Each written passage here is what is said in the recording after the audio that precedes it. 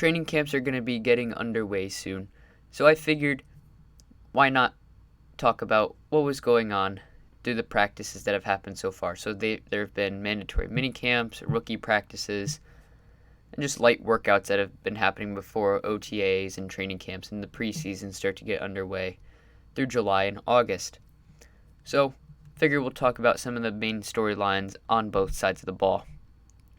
So to get it started, Mac Jones, quarterback drafted with the 15th overall pick by the Patriots in this past year's draft. Mac Jones brings to the table similar talents to, say, a Kirk Cousins, Matt Ryan, Tom Brady. His arm strength was never said that it was going to be like at a Mahomes level, which through practice reports so far has been the case. Through practice, he's been working more on, say, the dink and dunks and shorter routes and hasn't really tested the ball down the field. They're just trying to get him acclimated to the pro-style offense. He hasn't been the worst quarterback at camp. That honor belongs to Brian Hoyer, but he's also taken the minimal reps. Jarrett Stidham has had the most powerful arm of the camp, but still isn't doing great with progressions, as has been the problem with why he was never able to become a starter for the Patriots. Cam Newton dealing with minor injury in his hand, getting that all fixed up. He's back at practice as well. At the moment, does not look like Mac Jones will be taking over the starting quarterback spot soon. That honor still belongs to Cam Newton, but Mac Jones taking the second team reps to, at some point, become the starting quarterback for the Patriots. The two biggest offensive acquisitions this offseason belong to the new tight ends, Hunter Henry and Jonnu Smith. Both have dealt with minor injuries through camp, but it hasn't really kept them out, and they've been dominant in the practices that have been had so far. Hunter Henry being one of the best targets through practice. Both tight ends, though dealing with their minor injuries, are going to the tight end workout being hosted by George Kittle out in Tennessee, I believe it is. So good notice, as George Kittle talked about how they couldn't really invite all the tight ends they wanted, as at one point he was brought up, why wasn't Tim Tebow invited, He was like, you can't invite everybody. Hunter Henry and Jonnu Smith were both invited, so it really shows how good these guys are and the talent they bring to the NFL, and hopefully they'll be a great 1-2 punch at the tight end spot for the Patriots this year. And through practice, it seems like that could be a possibility.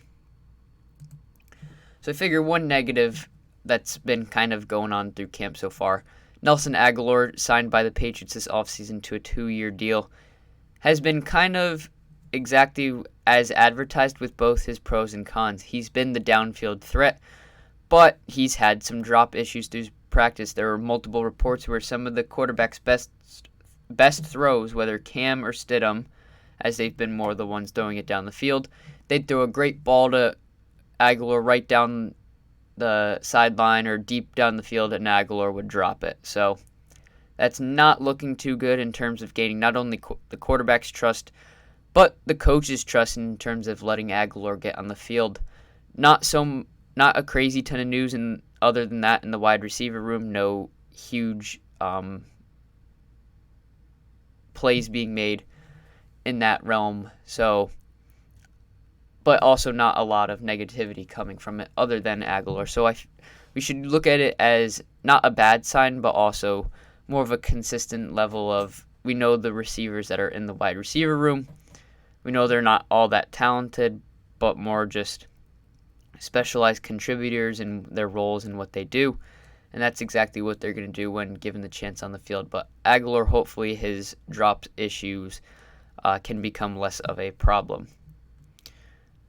Flipping over to the defensive side, one of the biggest details coming out of practices over the last few weeks, and it was mentioned by Mike Reese in a tweet, saying that Josh Uche has been one of the most dominant and one of the players that you can really see, like, hey, they're making all these plays.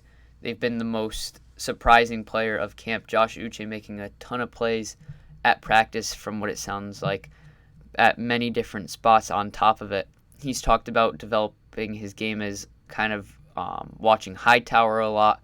I feel like he's more of an edge type of player, as he's not necessarily the Hightower build, but that obviously could change over time, as Hightower was more the power rushing down the middle type of inside linebacker. Uche's the speed rushing, getting past the edge type of linebacker. So I see Uche as more of an outside linebacker, but who could also drop into coverage. But Mike Reese, he's one of the Patriots reporters who I trust the most. And if he's saying that Uche is looking great in practice, then that means he's dominating, and hopefully he can translate it to the actual game. So with the preseason this year, we'll actually get to see it too. Dante Hightower has been one of the bigger details coming into practice so far, as he was the best player who opted out for the Patriots last year. He's coming back. There were rumors that he might retire. Him and his wife shot those down very quickly. And Hightower, by reports, has done really well at practice.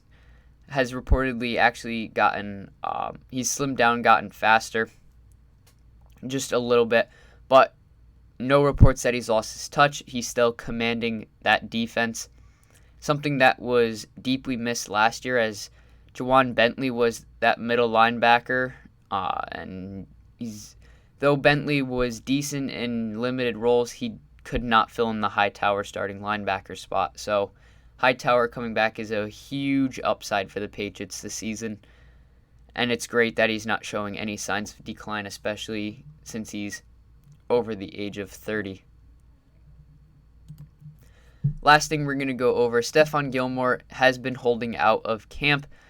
There were reports, so there was a tweet someone made that they took a picture of Gilmore. They were on a flight from the Carolinas up to Boston, took a picture with Gilmore. So there is reports that Gilmore is up in New England trying to negotiate a new contract, but at the time of recording this, that still has not happened. So, Gilmore's a shutdown corner, top 5 corner in the league. We know J.C. Jackson's kind of been in the number 2 spot. So if Gilmore were to magically be moved, J.C. Jackson would move up to the 1. We've had discussions of who would take the number 2 spot. So far out of camp, that's been Jalen Mills, who has been playing the opposite corner spot, and by reports has been playing well there. Granted, again, all these reports saying these players are doing well. These practices aren't padded. They're not necessarily the most competitive. So you got to take some of the details with grains of salt, but it is still good to hear that Jalen Mills is playing well. I do think it would be really interesting if they were to go J.C. Jackson, Jalen Mills as the 2 starting corners.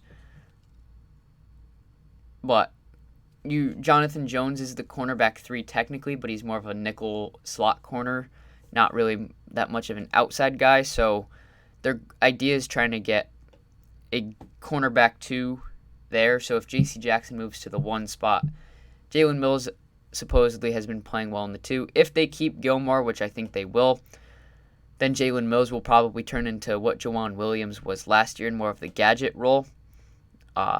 I don't really see a spot for Juwan Williams in this defense, especially if Miles Bryant has been outplaying him. So would just be another second-round defensive back wasted pick that they made 2 years ago at this point. So funny enough, same draft that they took N'Keal Harry.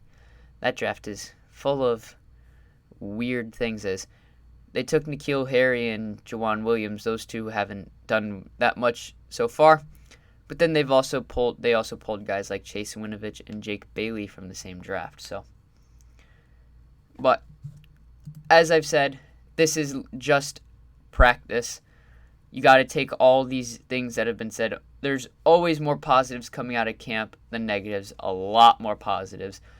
There's been nothing said about players doing absolutely terrible, and you can't really judge that until these guys get pads on, and even then it's tough to decide. So take all the positives with a grain of salt, but it looks to be that the Patriots are moving in the right direction at the very least. So hopefully we get to see more of what they've been doing and their progress once we get to the preseason. But anyways, guys, thank you so much for watching. If you enjoyed, be sure to leave a like and subscribe. It would be greatly appreciated. Check out the podcast that I did recently with my friend Michael. Going to be starting up that podcast, bringing people on, talking all sorts of football. But again, be sure to check that out. Leave a like if you enjoyed that as well. One of the hype videos, the Patriots team hype video, almost at 1,000 views. If you haven't watched that already, please go watch that. Also leave a like on that. That would be awesome if that were to hit 1,000 views. Moving up in the subscriber amount as well. Just cannot thank you guys enough. But that's enough from me. Have a great rest of your day whenever you watch this. And let's go see those Patriots on to the start of the season.